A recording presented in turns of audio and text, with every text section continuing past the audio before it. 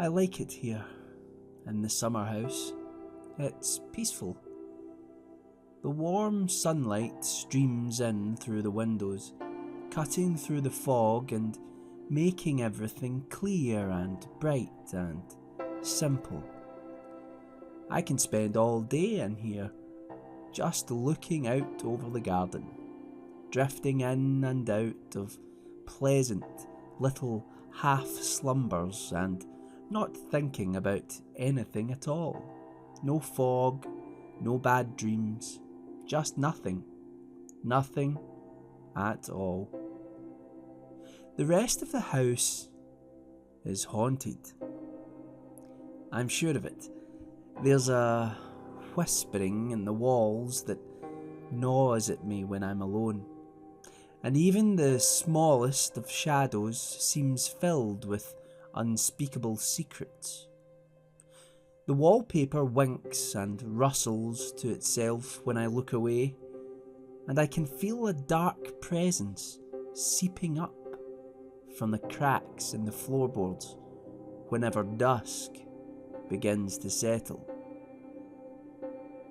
The house is alive with spirits, and sometimes it's as if I can feel them oozing into my bones. It's worse at night. That's when the fog descends in earnest, and the darkness unfolds out of all the little nooks and crannies like a gathering storm. I can't get the thoughts straight in my head. The murmurs mount and mingle until they drown me out entirely, and I'm all but washed away in a torrent of overlapping monologues that I can't quite understand.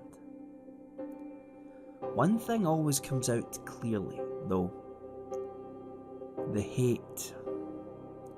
The hate and the rage speaks beyond the words and reaches into my very soul. I don't know if or when I fall asleep, but when I awaken I'm always drenched in sweat and my every muscle aches. It doesn't help that I don't really get out. Not ever. See, I have this condition. I don't know what it's called, but I'm in a wheelchair now, and I'm often in a lot of pain. I think it's also done something to my mind, but I'm not sure what. I don't seem to be able to concentrate on anything, and my memory is full of holes. But maybe the fog has something to do with that. I don't know. There's something badly wrong with my face. When I run my fingers over it, the skin feels tight and puckered, like scar tissue. It's rough and uneven, and I don't think it's supposed to be that way.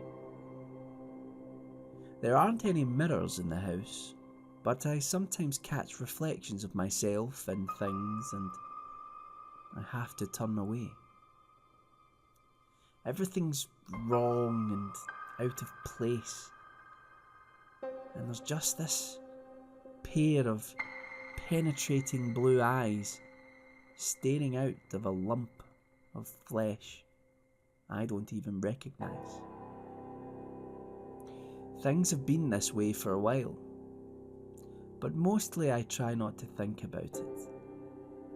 When I do, the fog just rolls in again and steals all the thoughts from my head.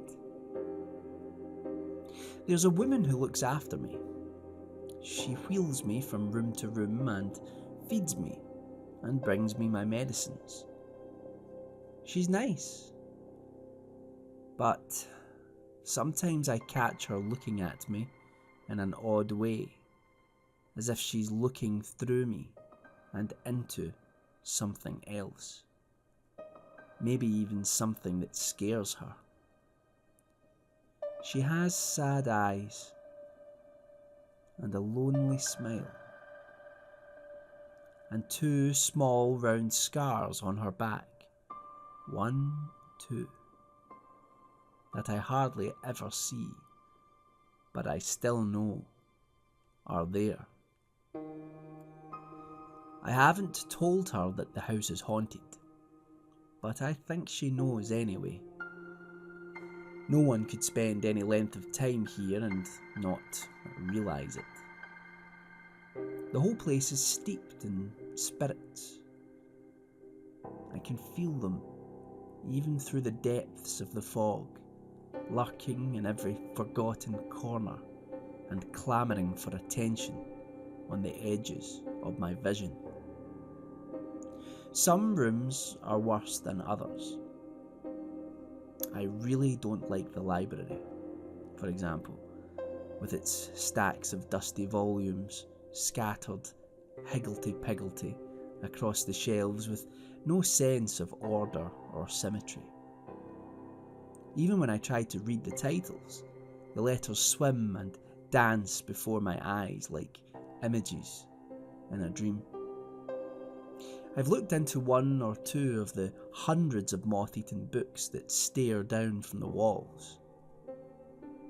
They were filled with page after page of dense, handwritten text that I couldn't make head nor tail of, and scattered with spidery diagrams that seemed drenched in arcane significance. There's a sense of eerie familiarity about everything in that room that sets my teeth on edge and gives me a dull, sick feeling in the pit of my stomach. But that's nothing compared to the studio. I haven't been in there for a long time. She knows that it upsets me. I can't really explain it. It smells of paint and white spirit, a harsh chemical smell that catches the back of my throat and burns in my nostrils. The walls are glass, but it doesn't feel light and airy like it does here in the summer house. It's oppressive, smothering, like being a fly trapped in amber. There are canvases everywhere, stacked against the walls, strewn over the paint-spattered desk, lying haphazardly in piles on every available surface. And each one is like a fresh vision of hell. There are figures in the pictures, faces. Some I think I half recognise, but they seem to loom in and out of the frames like strangers from a mist. The pictures are mad swirls of kaleidoscopic colour, jumbles of frantic brushstrokes which conceal just as much as they reveal. The images are horrific, insane, but I can't really put my finger on why. Hate and fear billows out of them, and a bitter undercurrent of violence flows beneath them like an icy torrent. They speak to me, like the murmurs that seep out from the threadbare carpets, like the muffled intimations that shush themselves in the swaying drapes. Those mad riots of clashing colours tell a story, but it's as if it's in a language I don't understand.